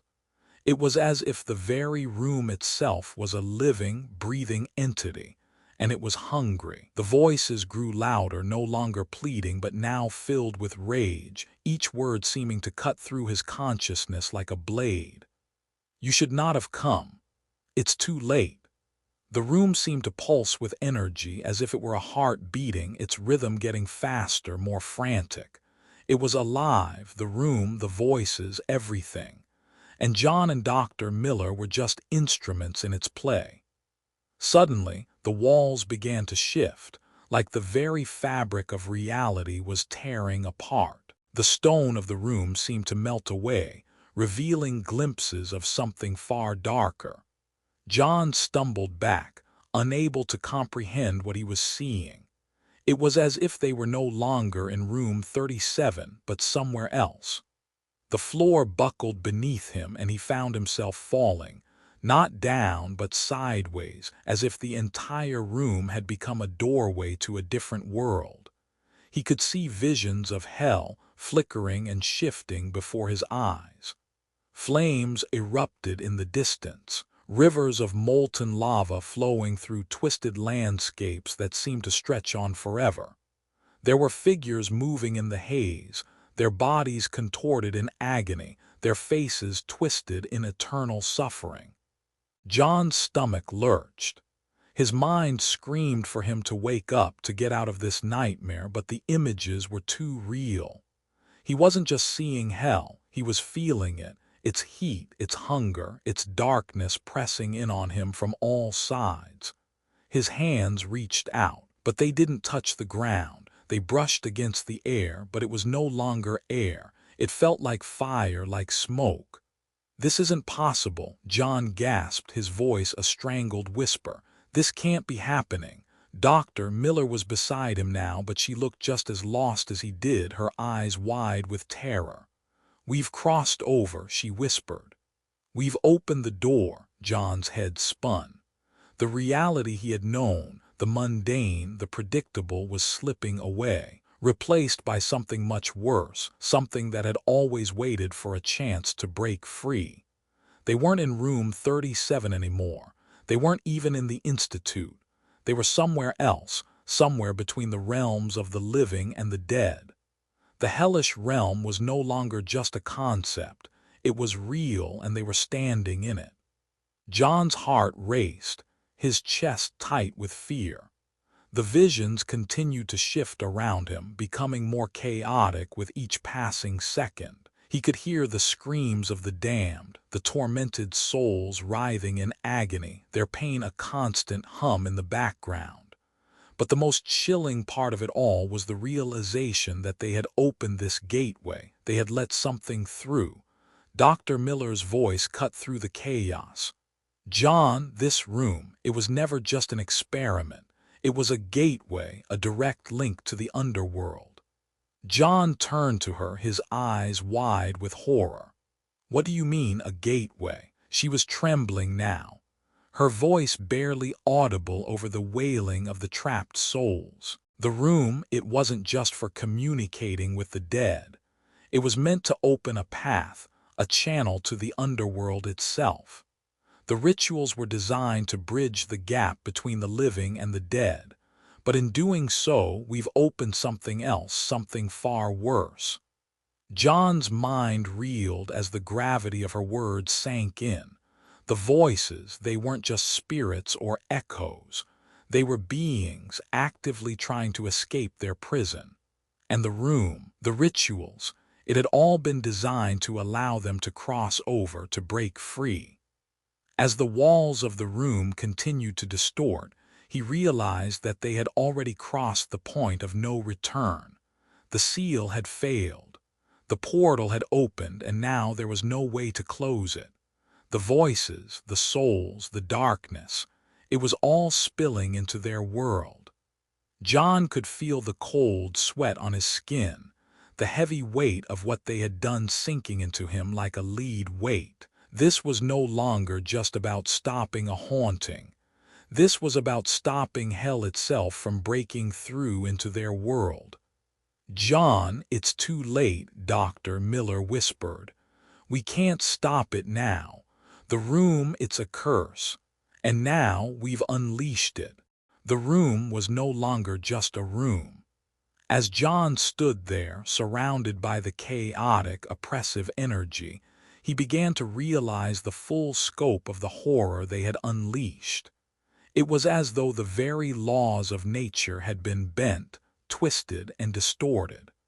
The walls were no longer solid, and the ground beneath his feet seemed to shift and ripple, like the surface of a distorted mirror. It wasn't just the voices. It wasn't just the tormented souls that had filled the room with their haunting cries. John's senses were being pulled in every direction. He could feel the room stretching, expanding, as if it were both part of this world and something else entirely. A gateway, a doorway to a parallel realm that defied everything John had ever understood about reality. The room seemed to grow darker, the shadows twisting in unnatural ways. The air was thick, pulsing with an energy that didn't belong. John felt it pressing down on him, forcing him to move forward, towards the center of the room where the ritual had taken place. The whispers now surrounded him, their voices more distinct, more urgent. Suddenly, the walls seemed to melt into something else. A void, a blackness so deep that it seemed to swallow the room whole. And then, as his eyes adjusted to the surreal atmosphere, he saw it. A vast, endless landscape. A world that was not the one he knew, but one that echoed it. The laws of physics seemed to be suspended here. Gravity was skewed, time felt fluid, and space was stretched and twisted like a distorted nightmare. John was standing at the threshold of a reality that defied explanation, a parallel world where the rules of nature no longer applied, a world between life and death, caught in the web of something older and darker than he could imagine. This was no longer just a room. It was a gateway, a door to another dimension, where the lines between the living and the dead, the known and the unknown, were blurred beyond recognition. John staggered backward, his breath ragged, trying to comprehend what he was seeing. The world around him seemed to stretch out endlessly, an expanse of broken landscapes and twisted ruins. But it wasn't the world that stopped him in his tracks. It was the souls. They were standing just beyond the threshold, trapped in a liminal space between the worlds, their bodies decayed, their features barely recognizable. Some were barely human, their forms twisted and stretched as though the very fabric of their existence had been torn apart. Their eyes, though hollow and lifeless, still glowed with a strange otherworldly light. As John took a step closer, one of the souls moved towards him, its figure flickering like a wisp of smoke, but its voice was clear, resonating with a sorrow that felt ancient. "You shouldn't be here, mortal," the soul whispered, its voice a low rasp. "This place is not for the living." John swallowed hard, stepping back instinctively. "Who are you? What is this place?" The soul tilted its head, a skeletal grin appearing on its withered face. "We are the lost, the forgotten. We are the ones who were never meant to be trapped here. But now we are bound to the room, bound to this realm, trapped between life and death." The air grew colder, the shadows around them darker, as if the world itself was responding to their words. The souls were speaking not only of their suffering but of something far darker, a curse that had condemned them to an eternity in this twisted space. We were part of a ritual, a ceremony. Another soul whispered, its voice strained. It was meant to bridge the worlds, to open a way for those from the other side to communicate with the living. But we were never meant to be the message. We were the sacrifice. John's mind raced. The ritual, the one they had tried to perform, wasn't just an experiment to study the afterlife. It was a trap, a gateway that had ensnared these souls. He could feel his chest tighten, the oppressive weight of their words pressing against him. The ritual failed, and now we are the price for their arrogance. The soul continued. They thought they could control what they opened, but now it controls us. We are the door. John stumbled backward, his mind spinning. The realization hit him like a wave. The voices weren't just random spirits, they were trapped. Trapped by the very force they had tried to control. And the room, this gate, wasn't just a place of communication. It was a prison, a tomb for those who had been sacrificed. The people who had been part of the original ritual were not just studying the afterlife. They were using the souls as tools, as experiments, without ever truly understanding the consequences of their actions. John's head spun as the pieces of the puzzle began to fall into place. This room, this cursed place, was never meant to be a simple research project. It was a portal, a link to the underworld, a channel that allowed the living to communicate with the dead. But instead of hearing the dead, they had opened a door that led to something much darker, something far more dangerous. Dr. Miller, who had been silent for a long time, suddenly spoke, her voice barely above a whisper. "John, we've been so wrong. The Institute's research, it wasn't about communicating with the dead. It was about control. They were trying to harness this power, to bend it to their will. They never intended to close the gateway. The souls, they were never meant to be freed." John turned toward her, his face pale. "What do you mean? They were experimenting on these souls, using them as instruments for some kind of knowledge." Dr. Miller nodded, her face filled with regret. "Yes, the souls, trapped in this liminal space, were never meant to be helped. They were used as a means to gain insight into the afterlife, to understand what lies beyond. The institution's true goal was never to help the dead, it was to use them to exploit their suffering." John felt his blood run cold. The Institute had been toying with forces beyond their comprehension, sacrificing lives in the process. And now they had opened the door to something far worse, something that was no longer willing to be controlled. "The souls," John whispered. "They're trapped, but they're also alive in a sense. They want out." Dr. Miller nodded grimly. "And now they're trying to break free. The room, the gateway, it's no longer a tool for communication. It's a prison that's leaking out, pulling everything in its wake." John's mind was reeling. Every step he took in the suffocating room felt like a journey into madness. The walls seemed to pulse with an almost alive energy, as if the room was aware of his every move, reacting to his presence, feeding off his fear. The voices were louder than ever now, twisting in his mind, growing stronger with each passing second. He had come to a terrible realization. There was no way out, not unless he destroyed the room completely. The seal, weak as it was, had to be broken. But breaking it came at a cost. He could feel the intensity of the room pressing against him, and it was clear now. To stop the torment, to stop the darkness from spreading any further, he would have to confront whatever force was controlling it. It was the only way. John's heart raced as he paced in the center of the room, his mind frantically working through the only solution that made sense: destroying the room. The power inside it had been growing ever since the ritual failed, and now it was feeding on their suffering. It was no longer just a place of sound. It was a living entity, and the only way to stop it was to obliterate it completely. He looked around the room, his thoughts racing. Everything in this place felt wrong, as though every inch of space was somehow tied to the very souls that were trapped here, their pain and torment seeping into the walls, into the very air they breathed. But John wasn't sure how he could break it.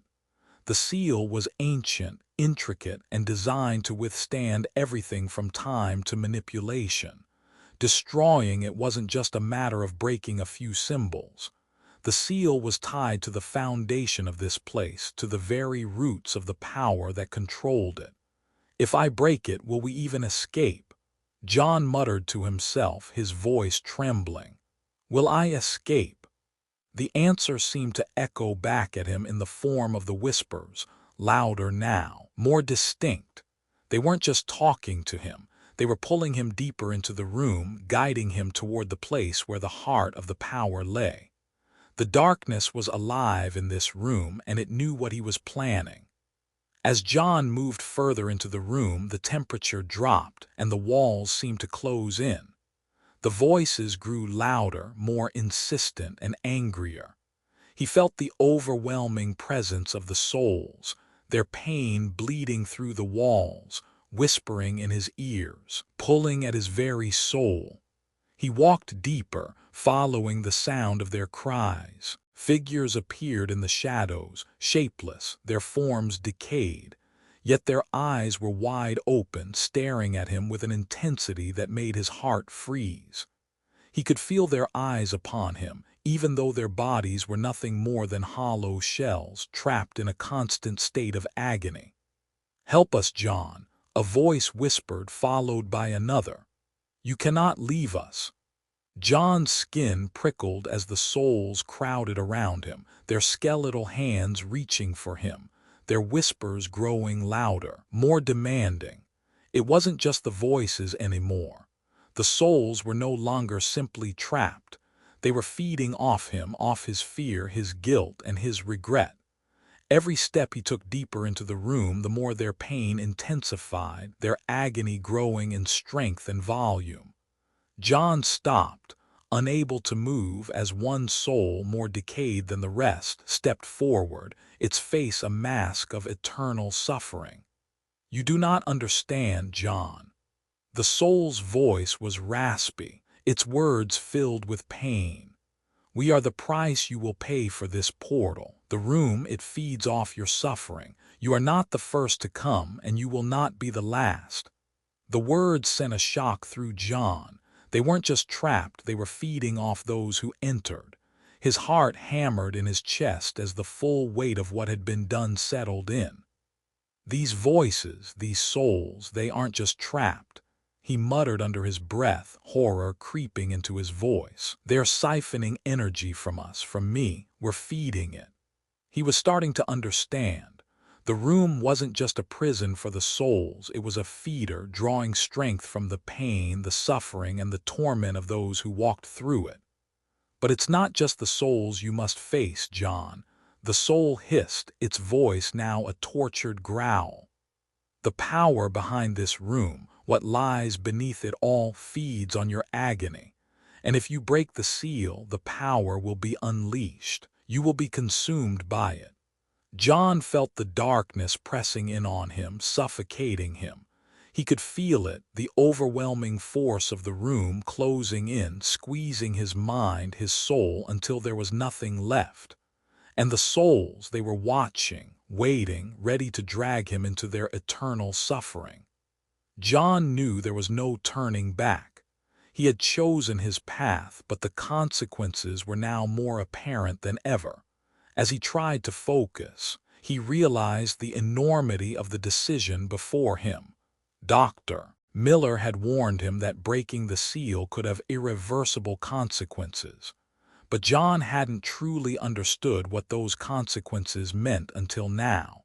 If he broke the seal, it wouldn't just stop the voices. It wouldn't just stop the room's feeding. The darkness itself would be set loose, flooding the institute and possibly the entire world. What had been contained would be unleashed, and whatever was on the other side of the room would pour through hell itself. "You're making a grave mistake," the soul warned, its voice suddenly urgent. "Once you break it, you won't be able to escape. You won't be able to contain it." John clenched his fists, his eyes focused on the seal, the ancient symbols etched into the walls. The rituals, the sacrifices, all of it had been for this moment. The room, the power, it had always been about control, about bridging the gap between the living and the dead. And now, John realized, they had lost control. The room had become more than a place of research. It was the doorway to something far darker, something that had been waiting for its chance to break free. He had to stop it, but he had no idea if breaking the seal would even work. It might only delay the inevitable, or worse, unleash the darkness on the world. John knew one thing for certain: the room could not be left like this. Whatever it took, whatever the cost, the power had to be destroyed. He had to make a choice. With gritted teeth, John reached for the ritual blade they had prepared for the final step. "This ends tonight," he whispered to the shadows. But even as he said it, he knew the price they would all pay was greater than he could possibly imagine. The souls, the power of the room, it was all connected, and now he was about to break the seal that had bound it all together. John stood frozen in the center of the room, his breath shallow, his hands trembling as he stared at the seal that had once contained the darkness. The ritual blade, now in his hand, felt heavier than it ever had before. The decision he had feared was now upon him. He had a choice, but it was one that would cost him everything. Outside the room, the voices continued to wail, their cries desperate, their suffering never-ending. But now, John could hear something else, the sound of his own heartbeat, loud and thunderous in his ears. He had heard the warnings from the souls trapped in this space. He had seen what breaking the seal would mean, the unleashing of the tormented entities into the world. It would be a catastrophe, a disaster beyond comprehension. Yet, as John stood there, staring at the swirling shadows in the corner of the room, he realized that running away would mean leaving the door open, leaving the voices to bleed through into the world, bringing with them the hellish nightmare he had witnessed. The thought of simply walking out, closing the door, and walking away from this madness was tempting. He could escape. He could live.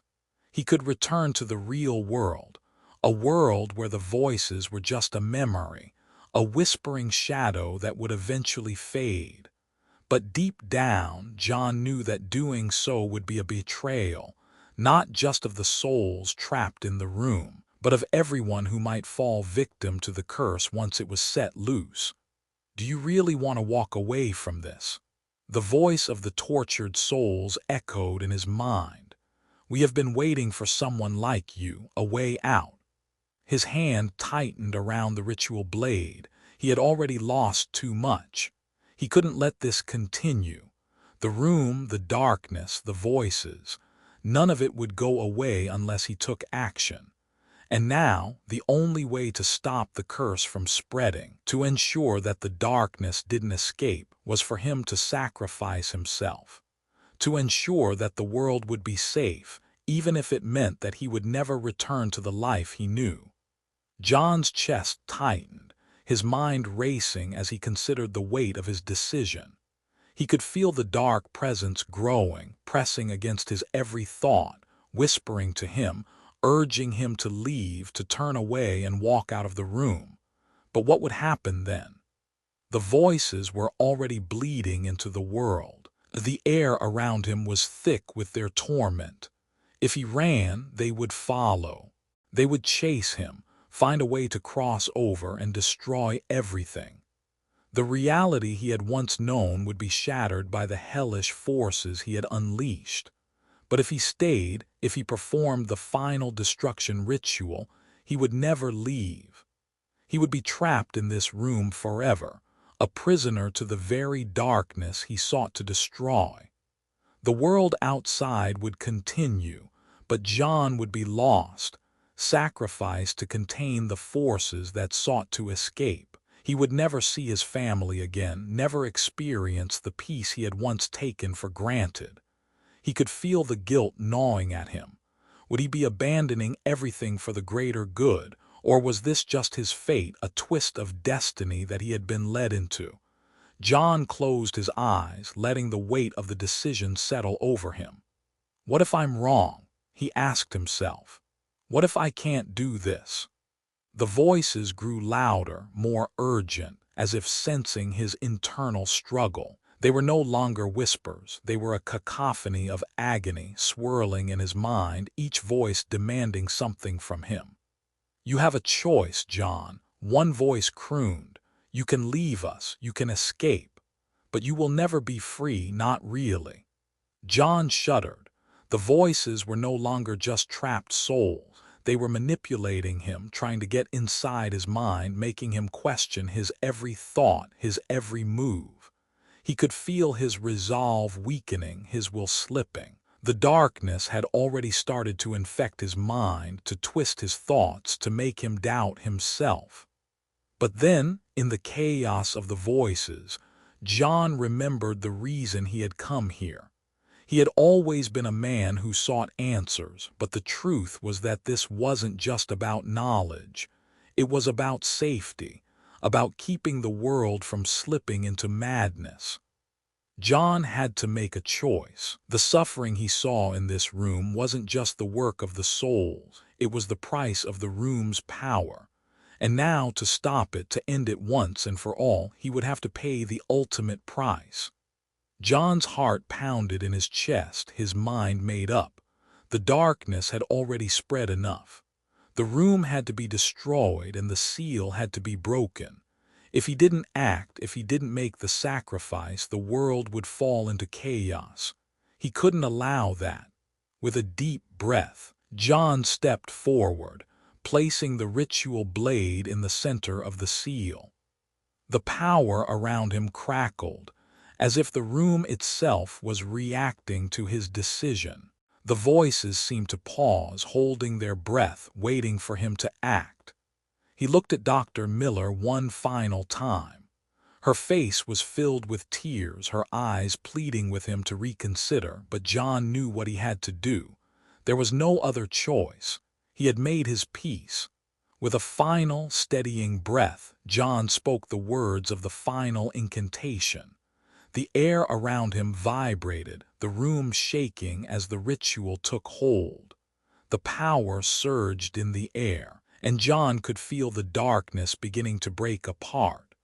The voices screamed in fury, but they couldn't stop it now. The room was no longer their prison. The seal shattered. Flames erupted, the walls cracked, and the world around him began to shift. But John didn't flinch. He didn't stop. He kept speaking the words, his voice echoing as the room began to collapse around him. Then, in one final, thunderous crash, the darkness was gone. The voices, the suffering, the hellish energy, they were sealed away once more. But as John fell to his knees, he knew that he had paid the price. He could feel the emptiness in his chest, the sacrifice he had made. The room was gone, but so was he. The room was no longer a room. It was a war zone, a shattered echo of what it once was, a place where ancient powers had been bound for centuries, but now it was collapsing under the weight of its own evil. John stood at the center of the chaos, his mind a blur but his hands moving with purpose.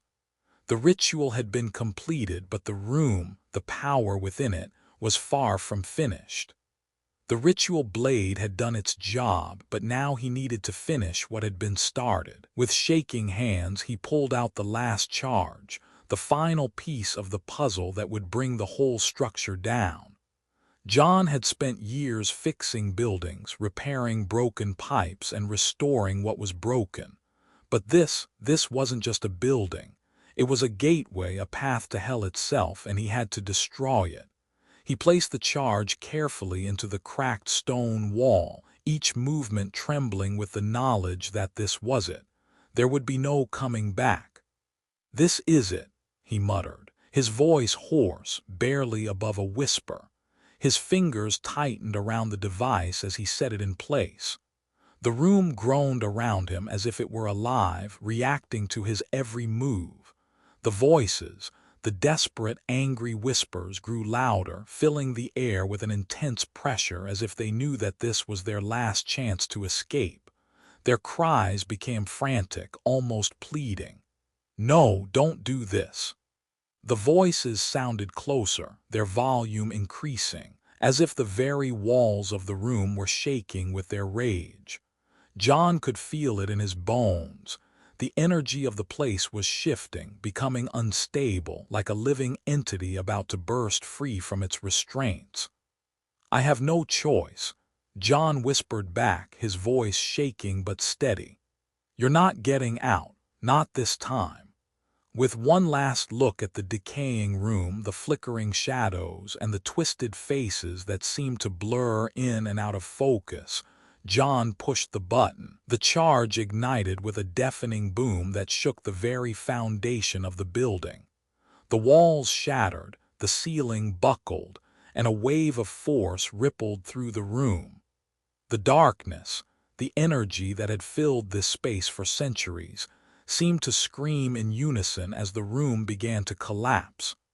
The destruction was far more intense than John had expected. The room shook violently, sending debris tumbling from the ceiling, and a cloud of dust filled the air, making it almost impossible to breathe. John gasped, his eyes watering, his chest constricting under the weight of the collapse.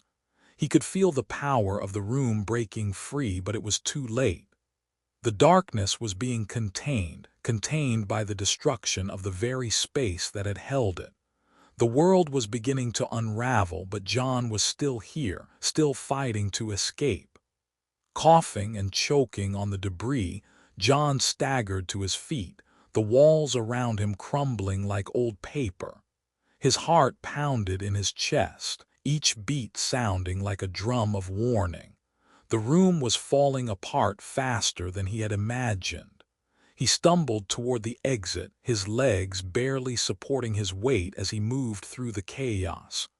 The walls around him were no longer intact. Stone blocks fell in every direction, some missing the foundation, others breaking apart entirely. Shadows twisted in every corner, threatening to consume him. But John didn't stop. He couldn't. He knew that if he didn't get out now, he might be trapped, locked forever in the collapsing space, swallowed by the forces that had broken free. He crawled, using the debris around him to push himself forward, his hands scraping against jagged stone. His breath was ragged, his vision blurred, but the only thing that kept him moving was the knowledge that he had to escape.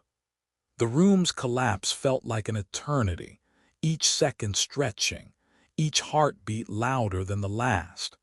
John could feel the power of the room behind him, trying to pull him back, trying to consume him, but he kept pushing forward, crawling through the wreckage, feeling the heat from the fiery explosion that had consumed the seal. The final exit loomed before him, just ahead, but it felt impossibly far. The dust was suffocating and the ground seemed to quake with every passing moment. Yet with all his will he forced himself onward. Finally, with a final, desperate push, he reached the exit. He pulled himself out into the hallway, his lungs burning, his body covered in dust and grime. The darkness of the room was still pulling at him, but for the first time he was outside. He was free, The room was collapsing behind him and the voices were fading into nothingness. John collapsed against the stone wall of the hallway, his breath ragged, his body trembling from exhaustion. His mind spun, the adrenaline of the escape still coursing through his veins. But as he rested, trying to collect himself, he heard something that froze him in place. The whispering voices were back. Only this time they weren't just a faint echo. They were right behind him, louder than ever. His heart skipped a beat as he slowly turned toward the sound. "John!" The voice was a soft whisper, but it wasn't like the others. This voice felt personal. It was right there, too close. John stood, his legs unsteady, and turned to face the dark, empty hallway. The voices were still there, but now they sounded different, stronger. Then he heard it, a final whisper that chilled him to the bone. "We'll be back. You can't stop us." John's blood ran cold. He thought he had won. He thought he had destroyed the room, sealed the portal, and freed the souls. But the voice was not just a warning, it was a promise. The darkness was not gone. It was still there, lingering at the edges of reality, waiting for its next chance to break free. And John knew with horrifying certainty that no matter how far he ran, no matter how many times he tried to escape, the voices would always follow him. The curse was not over. The room had collapsed, but the evil was still out there somewhere, waiting. John stumbled out of the wreckage, covered in dust and debris, his body aching with exhaustion. His lungs burned from the thick air and his heart pounded in his chest like a drumbeat. He looked around, his eyes adjusting to the dim lighting of the hallway, but something felt wrong. It wasn't just the crumbled walls and the debris scattered everywhere. It was the atmosphere itself. The world around him felt different, as if the very fabric of reality had shifted. The air was thicker, somehow heavier, and every breath seemed to carry a weight that wasn't there before. John felt it immediately, like an invisible presence pressing down on him, an energy that he couldn't escape. His senses were heightened, his hearing sharper, his vision more acute. He could feel the hairs on the back of his neck stand on end as though he were being watched. The oppressive weight of the darkness still lingered in the air. He turned around, expecting to see something, someone, but there was nothing but the wreckage of what had once been room 37. The destruction had been complete. The walls of the room had collapsed, the seals had been broken, and the power that once held the voices was gone. But despite the ruin around him, a strange sensation clung to the edges of his mind. He could still feel the presence of the room, the power, the torment, the endless pull that had been part of him for so long. John instinctively knew where the room had been, even though it was no longer there. His body, his mind seemed to call out for it, a magnetic pull that he couldn't explain. The place was destroyed, but the memory of it, the power of it, still lingered within him as though it had never truly left. "No," John whispered, shaking his head as if trying to shake off the pull. He couldn't let it take him, he couldn't go back, but it was no use. No matter how far he walked, no matter where he went, the pull remained. The voices had left their mark on him, and he felt it in every fiber of his being. As the days passed, the sensation only grew stronger. The whispers didn't stop. At first they were faint, just barely audible at the edges of his hearing. But slowly, over time, they began to intrude on his thoughts, rising like phantoms from the depths of his mind. John thought that once the room had been destroyed, once the ritual was complete, everything would end. He had hoped for peace, for relief. But the voices, they were still there. They had not been silenced. They hadn't been locked away. The room had collapsed, yes, but their power remained, still lingering, still calling to him, as if they had found a way to escape the confines of their former prison. John found himself hearing them in the most unexpected places, when he was alone at night, when he was walking through the halls of his apartment, even when he tried to sleep. The voices had become a part of him, and no matter how much he tried to push them away, they were always there, lingering just beneath the surface of his consciousness. "John," they whispered like a quiet hum at the back of his mind, "come back to us." His chest tightened as he tried to ignore them, but the feeling of their presence was relentless. They didn't just speak, they reached for him, extending their influence, tugging at him like invisible threads. It was as if the room, the darkness within it, had become a part of him, a link he couldn't sever. He felt like he was being pulled back, dragged toward the place he had worked so hard to destroy. The more he resisted, the stronger the voices became, until it felt as though they were inside his head, wrapping around his thoughts like a vice. John tried everything he could think of to free himself from the torment, the isolation, the constant whispers. He threw himself into his work, hoping that if he kept busy, kept his mind occupied, the voices would fade. But they didn't. They followed him everywhere. The link was too strong, too ingrained in his mind. It wasn't just the voices. He had become connected to the room in a way that defied logic. The more he tried to forget, the more the presence of the room became a shadow over his every step. It wasn't that he could see it. It was a feeling, a weight, an energy that would not leave. And then one night it all became clear. He had been marked.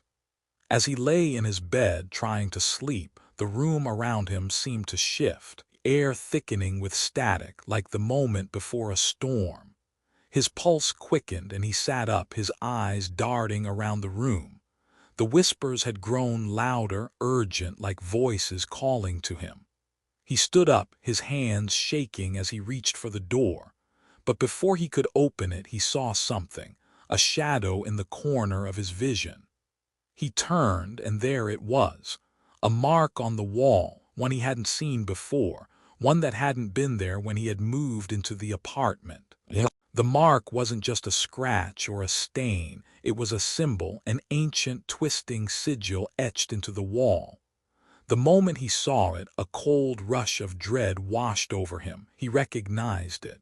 It was one of the symbols he had seen in the journals, the same runes that had been carved into the walls of room 37. His stomach lurched. The room hadn't been destroyed. The mark was a trace, a link. He had been marked by the darkness, and now he was a part of it. The connection between him and room 37 had not been severed. It had only shifted, expanded. "You are ours now, John." The whisper came again, louder than ever, the words clear now and filled with certainty. John could feel his heart racing, a cold sweat breaking out on his forehead. He understood now. The ritual had failed to close the portal. He had broken the seal, but he had not destroyed the room. It had followed him, embedding itself into his very being. The link was permanent. The darkness was still there. It had just changed forms. It wasn't confined to room 37 anymore. It was in him, within his soul, and no matter where he went, it would never leave. Months had passed since the collapse of room 37, but for John, time seemed to have lost its meaning. The world outside had returned to its mundane routine, the normalcy of life carrying on as if nothing had ever happened. But John knew better. He wasn't the same man anymore. The darkness that had followed him out of the room had taken root in his soul, changing him in ways he couldn't fully comprehend. The pull to the room, the call from the voices, had not faded. In fact, it had only grown stronger. It was as if the room itself had become a part of him, a curse that followed him everywhere. But the worst part wasn't the whispers. It was the weight of responsibility. John wasn't just a man anymore. He was the eternal watcher. The journal's final entries, the ones Dr. Miller had uncovered, had laid it all bare. The room, the power within it, the darkness. It was not just a place, nor just an experiment. It was a trap, a gateway. But more than that, it was alive. And now John was the one bound to it. The Institute had sealed off the area where the room once stood, officially calling it an inaccessible hazard. But that didn't matter. The room, the souls, the power were no longer contained within the walls of room 37. They were inside John, embedded into his very existence. His once simple life as a maintenance worker had been replaced by a far more sinister and eternal role. Every day, John walked through the halls of the Institute, his mind constantly pulled back toward that place, the site of his sacrifice. No matter how far he traveled, no matter how much time passed, he would always be drawn back to it, the darkness he had helped unleash. He could feel the weight of the curse pressing down on him, reminding him that he was no longer a mere man, but an eternal sentinel, tasked with ensuring that no one else would stumble upon the room's power. It wasn't just a job anymore, it was a sentence of eternal guardianship. Every day John had to ensure the remnants of the room stayed hidden and that no one else discovered its dark power. He couldn't let anyone else make the same mistake he had. But even as he fulfilled his duties, he could feel the voices calling to him, beckoning him back. The truth was undeniable. The room had changed him, bound him to its curse. He was no longer free. Though the room had collapsed, John soon realized that something had changed deep inside him. It wasn't just the memories, the pain, or the echoes of the souls trapped within the room. It was the pull.